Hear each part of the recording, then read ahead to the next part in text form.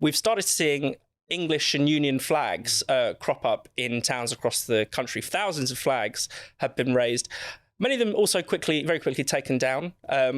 This is Britain, after all. The British flag is seen as offensive and racist and something to be ashamed of. Very British quirk. Yeah.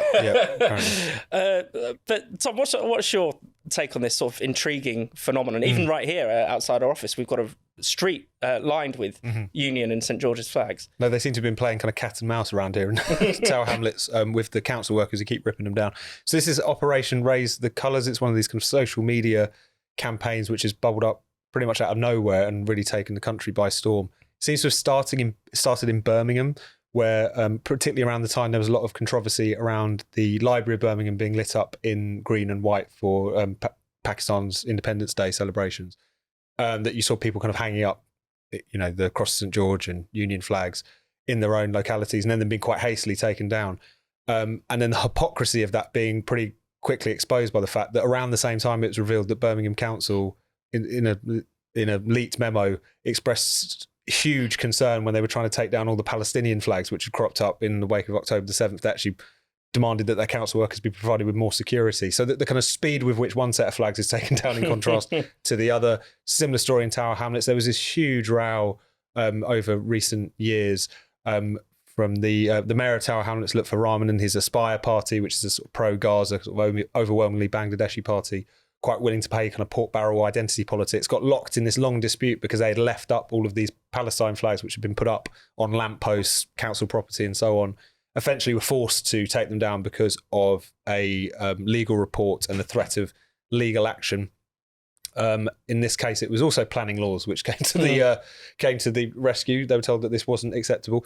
But as soon as this Operation Raise the Colours campaign hits Tower Hamlets, those flags were taken down in very short order. And the mayor of Tower Hamlets was not forthcoming in his fulsome support for those people who were expressing themselves by putting these flags on lampposts. So I think what this campaign has done is that it's noted and highlighted just that kind of glaring double standard within multiculturalism, which is that all identities are to be celebrated apart from the national ones, apart from the ones that all symbols are supposedly be celebrated, apart from the ones that we're all supposed to share.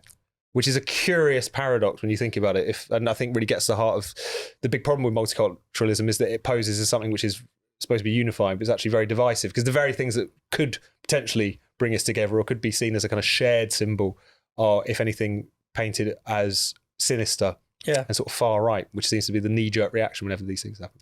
Ross, your thoughts?